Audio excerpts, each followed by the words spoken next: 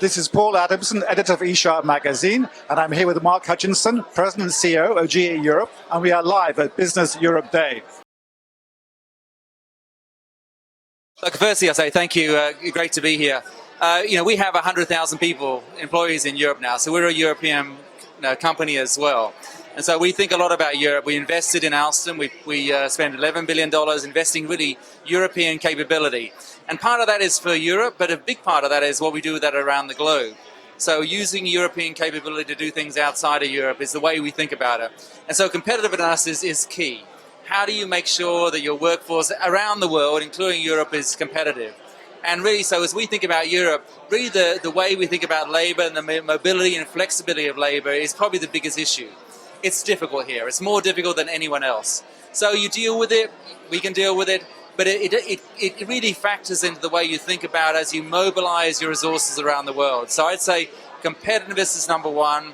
How do we make the labor markets more flexible so we can actually adapt to change? It's a volatile world. Things change all the time. As a global company, you have to really be very nimble and flexible. And so having the ability to do that in Europe is key. But labour reform is not necessarily a new issue. How confident are you that now political leaders are getting the message that labour markets have to reform? Look, I think they get the message, and I think with so much change going on, right? But we deal with it day to day. So as you get down into the country levels, working with works councils and the unions and the various regulations, it hasn't filtered through yet. That's for sure. So we've got a long way to go. You all said this morning that you've bet the company on digital. Yeah. What does that mean in practice for GE? So look, I think we've been through the Industrial Revolution, we've been through the Internet Revolution. The next big wave is really the Industrial Internet. You can call it 4.0. It's really all about productivity of assets. It's huge. It's going to be transformation for the globe and business, including ours. So we realize this. And really, as you think about, we're in technology. We make aircraft engines, we make gas turbines, we make CT scanners. So we have a very good understanding of the physical, technical world.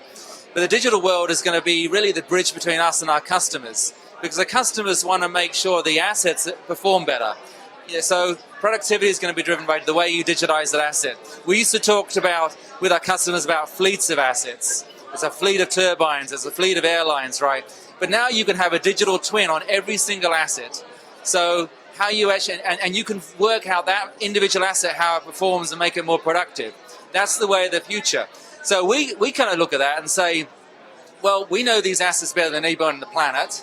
Why do I let a Google or Amazon or IBM kind of step in the middle of me and my customer? So we've decided, look, we're going to get into that space. So we've created our own kind of industrial platform. It's called Predix. It is an open platform. Anybody can use it. And this is a platform we believe is for the industrial internet. And so we've taken a very open approach to this. And we believe that you can't do it all by yourself, so you have to do it with other partners. It is huge.